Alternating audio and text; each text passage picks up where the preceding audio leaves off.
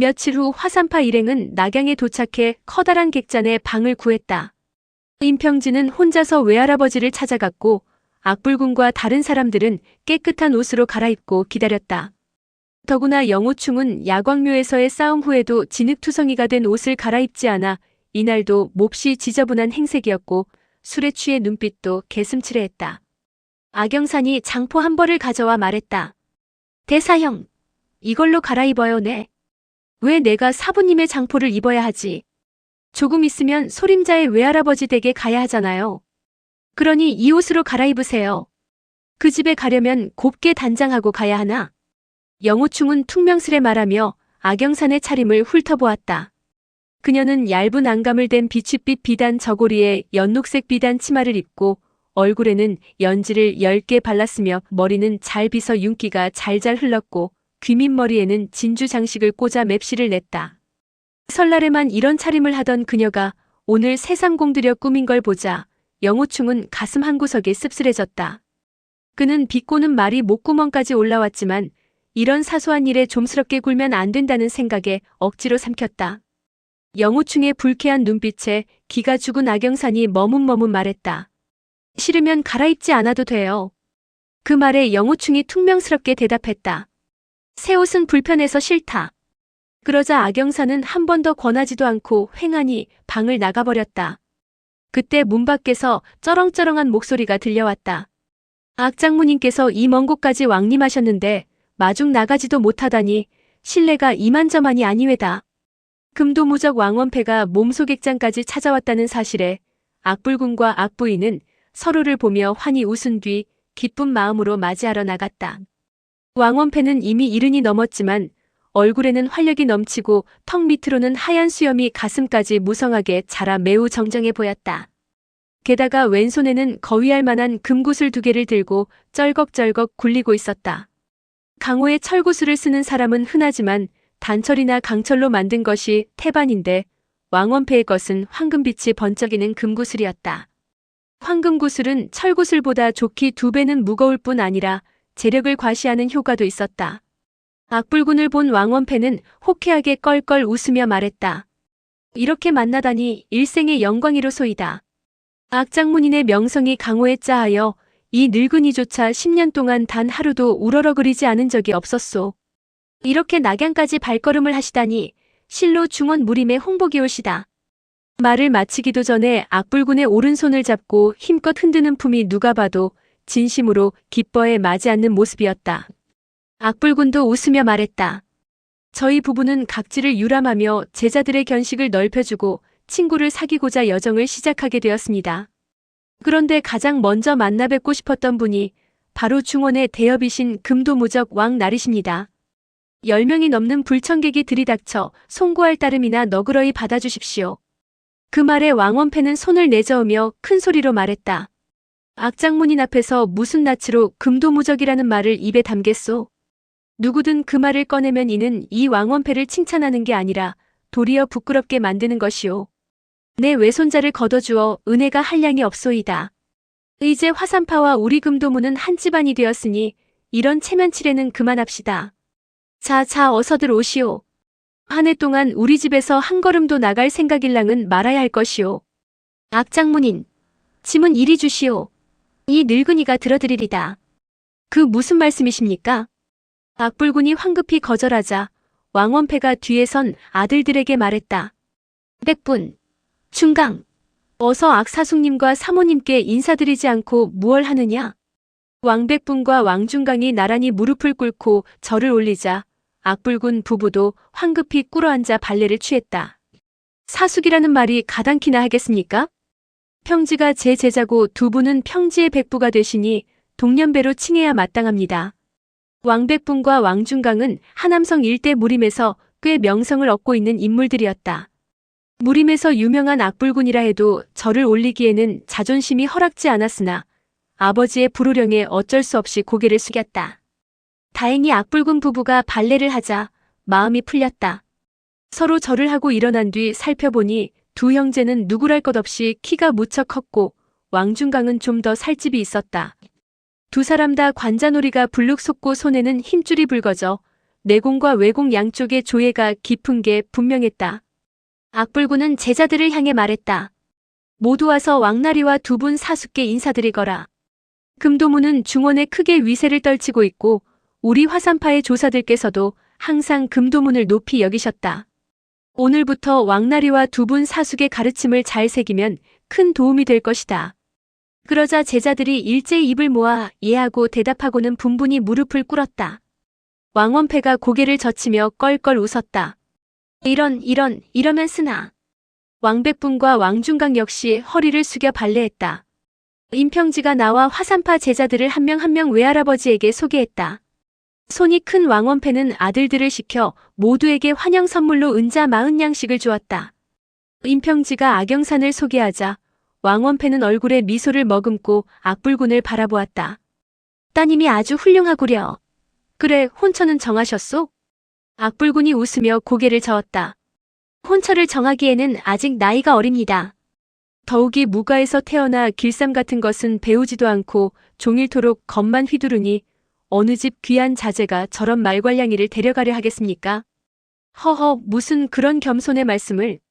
하기야 보통 남자라면 장군 가문의 호랑이 같은 딸을 감히 쳐다보지도 못할 것이오.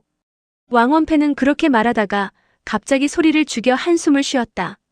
타양에서 세상을 떠난 딸이 생각나 그런가 보다 싶어 악불군은 즉시 웃음을 거두고 고개를 끄덕였다. 옳은 말씀이십니다. 설설한 성품인 왕원패는 곧 딸을 잃은 슬픔을 억누르고 호탕하게 웃었다. 따님이 용모와 재주를 겸비했으니 마음에 쏙 드는 짝을 찾아주기가 쉽지 않겠구려. 그때 노덕락이 영호충을 부축해 나왔다. 영호충은 휘청거리며 다가와 왕원패와 두 아들에게 절은 올리지 않고 깊이 음만했다. 영호충이 왕나리와 두 분 사숙께 인사드립니다. 어찌 절을 올리지 않느냐? 악불군이 눈을 찌푸리며 나무라듯 말했지만 외손자로부터 영호충의 상태를 들은 왕원패는 허허 웃으며 손을 내저었다. 몸이 불편한데 절은 무슨 절이오? 화산파의 내공은 오악건파 중에서도 으뜸이니 필시 주량도 으뜸일 것이오. 자자, 어서 가서 큰 대접으로 10잔씩 마시고 봅시다. 그가 악불군의 손을 잡아 끌며 객잔을 나가자 악부인과 왕백분, 왕중강, 그리고 화산파 제자들도 뒤를 따랐다. 객잔 밖에는 벌써 타고 갈 마차와 말이 있어 여자들은 마차를 타고 남자들은 말에 올랐다. 마차 휘장은 휘황찬란했고 말 한 장과 고삐도 진귀하기 그지없어 금도왕가의 위세가 새삼스레 피부에 와닿았다. 일행은 곧 왕가의 저택에 도착했다. 거대한 저택 정면에는 붉은 칠을한 대문이 우뚝 서 있고 구리로 만든 큼직한 문고리 2개는 어찌나 잘 닦았는지 얼굴이 비칠 만큼 번쩍번쩍했다. 문 앞에는 8명의 장사가 두 팔을 옆구리에 딱 붙이고 엄숙한 얼굴로 지키고 있었다. 저택 안도 바깥과 다름없이 웅장했다. 들어서자마자 대들보에 걸린 크고 새까만 편액이 눈에 확 띄었는데 여기에는 견이용이라는 글과 함께 하남성 순무의 낙관이 찍혀 있었다. 그날 밤 왕원패는 악불군과 제자들을 위해 큰 잔치를 열었다. 그 잔치에는 낙양 무림의 저명 인사들이 죄다 초청을 받아왔고 무림인 외에 지방 유지나 거상들도 적잖이 참석했다. 영호충은 화산파의 대제자로 화산파의 남자들 중에서는 악불군 다음 가는 지위였다. 그런 그가 남루한 차림에 기운 없는 얼굴을 하고 있자 모두들 여간 의아하지 않았다. 그러나 무림에는 본디 기행을 즐기는 사람이 허다하고 개방의 고수들도 너덜너덜한 옷을 입고 다니기 일쑤였기에 명성 높은 화산파의 대제자는 과연 남다른 때가 있구나 싶어 깎듯이 예의를 차렸다. 영호충은 두 번째 상석으로 안내되었고 왕백분이 마주 앉아 접대를 했다. 그러나 영호충은 술이 몇 순배 돌 때까지 왕백분에게는 별다른 관심도 주지 않았고 그가 무엇을 물어도 대답조차 제대로 하지 않았다. 이에 왕백분은 영호충이 자신을 업신여긴다고 생각해 불쾌했다. 평소 성격 같으면 벌써 상이라도 뒤집어 엎었겠지만 먼저 세상을 떠난 누이와 화산파를 지극정성으로 대하는 아버지를 생각해 노기를 꾹꾹 누르며 계속 술만 권했다. 영호충은 잔이 채워지기 무섭게 잔을 비웠다. 그렇게 영호충은 어느새 40잔이 넘는 술을 마셨다. 평소 같으면 100잔을 마셔도 거뜬한 영호충이었지만 내공을 잃은 뒤로 주량이 크게 깎인 데다 심사도 울적해 40잔만의 취기가 잔뜩 올랐다. 왕백부는 그런 모습을 보며 생각했다. 세상 물정 모르는 놈 같으니. 내 외종질이 니놈 사제니 응당 니놈은 나를 사숙이나 아저씨라고 불러야 마땅하다. 그런데도 입국 다물고 제대로 부르지 않는 것은 둘째치고 숫째날 본체만치 하는구나. 이 왕백분을 어찌 보는 것이냐. 오냐 잔뜩 취하게 만들어 사람들 앞에서 톡톡히 망신을 주마. 이렇게 생각한 왕백부는 이미 취할 대로 취해 눈이 풀린 영호충을 꼬드겨 계속해서 술을 마시게 부추겼다. 결국 영호충은 혀꼬부라진 소리로 오기를 부리며 술잔을 들고 꿀꺽꿀꺽 주는 대로 다 받아 마셨다. 그러나 태반이 입가로 줄줄 흘렀다. 그때 벼랑간 영호충의 몸이 기우뚱하며 뱃속에 들어갔던 안주를 질펀하게 탁자 위로 토해냈다. 십담한 고기 조각과 술이 뒤섞인 토사물이 고약한 냄새를 풍기자 곁에 있던 사람들은 코를 감싸쥐고 멀찌감치 피했고 왕백부는 냉소를 지었다. 수백 개의 눈동자가 영호충에게 쏟아졌다. 악불군 부부는 눈을 찌푸렸다. 쯔쯔쯔. 본데없이 이 많은 귀빈들 앞에서 추태를 보이다니. 노덕락과 임평지가 사람들을 해치고 달려가 영호충을 부축했다. 대사형, 방으로 모셔다 드리겠습니다. 임평지가 권했지만 영호충은 손을 휘휘 내저었다. 취하지 않았다니까. 술이나 가져오너라. 예, 알겠습니다. 어서 술을 가져오너라. 임평지가 하인들을 부르는 사이 영호충은 개슴츠레한 눈으로 그를 곁눈질하며 물었다. 너는 소림자가 아니냐? 소삼의 곁에 있지 않고 왜 나를 붙들고 있느냐? 노덕락이 나지막이 속삭였다. 대사형, 그만 들어가서 쉬시지요. 사람들 앞에서 이상한 말씀을 하시면 안 됩니다. 그러자 영호충이 버럭 화를 냈다. 이상한 말이라니? 사부님께서 나를 감시하라고 자네를 보내셨지? 그래, 무슨 트집거리라도 찾았나? 없으면 지어내기라도 했겠지. 노덕락은 취한 영호충이 무슨 말을 할지 몰라 임평지에게 눈짓을 해 억지로 대청에서 데리고 나갔다. 아무리 수양이 깊은 악불군이라도 사부님이 감시하러 보냈다느니 트집거리는 찾았냐느니 하는 말에 안색이 변하지 않을 수 없었다. 왕원패가 허허 웃으며 사태를 수습했다.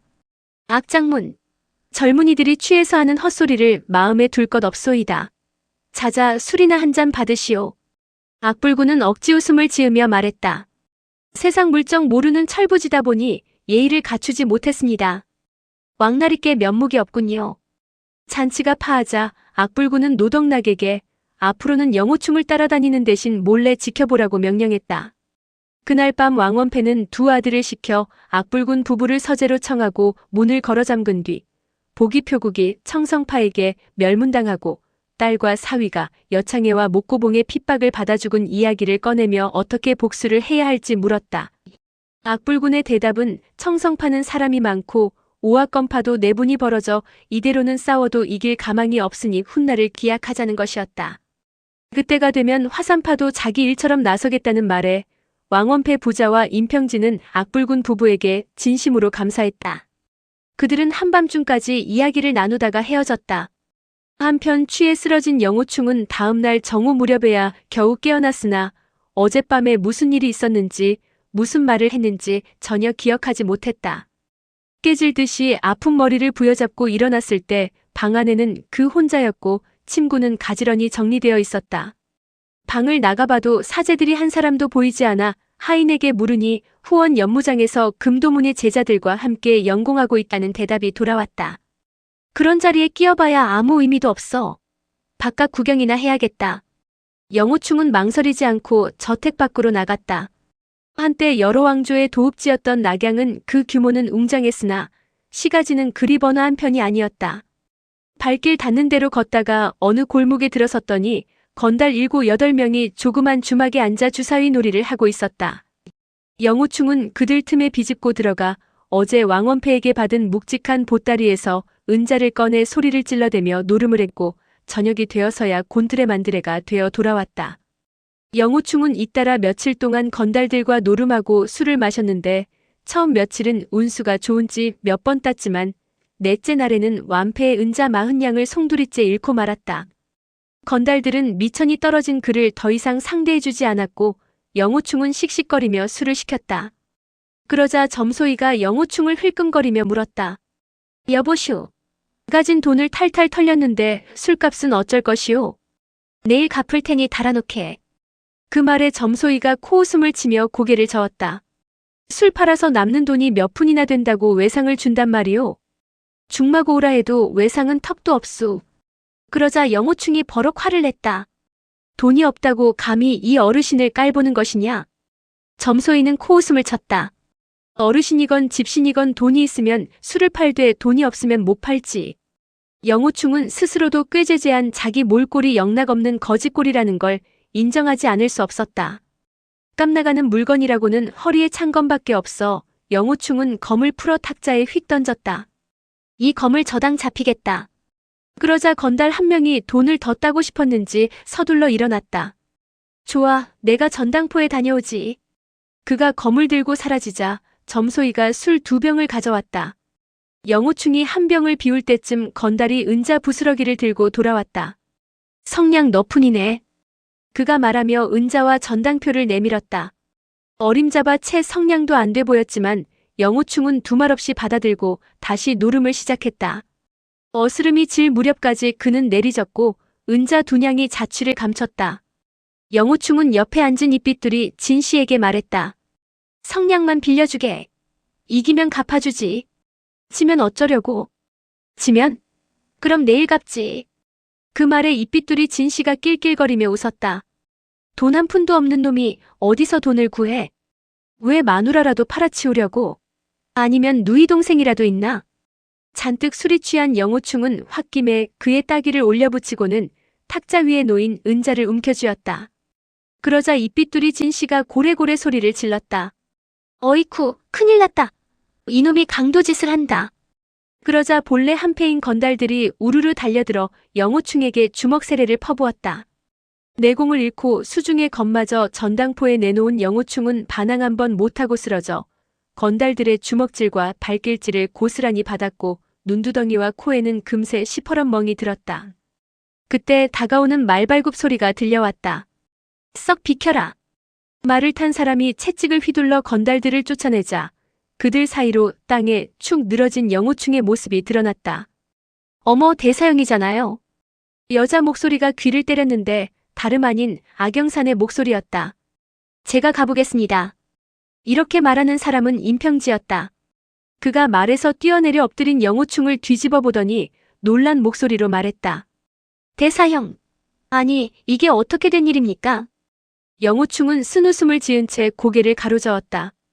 어떻게 되긴? 술 취하고 노름에서 졌지. 임평지가 황급히 영호충을 부축해 말에 태웠다. 일행은 임평지와 악영산 말고도 4사람이 더 있었는데 임평지의 사촌인 왕백분의 2딸과 왕중강의 2아들이었다. 그들은 아침 일찍부터 낙양성 곳곳에 있는 사원들을 구경하고 이제야 돌아가는 길이었는데 뜻밖에도 이런 후미진 골목에서 영호충이 여지없이 얻어터지는 장면을 목격한 것이다. 그들 4사람은 어리둥절한 얼굴로 서로를 바라보았다. 화산파는 오합건파 중 하나고 할아버지께서 입에 침이 마르도록 칭찬하시는 명문정파가 아닌가. 며칠 전에 함께 연공할 때 보니 확실히 비범한 솜씨들이었는데 저 영호충이라는 자는 화산파의 대제자라면서 시정잡배들조차 당해내지 못하다니 이게 어떻게 된 일이람. 뚝뚝 흐르는 코피를 보면 봐주느라 그런 것 같지도 않았다.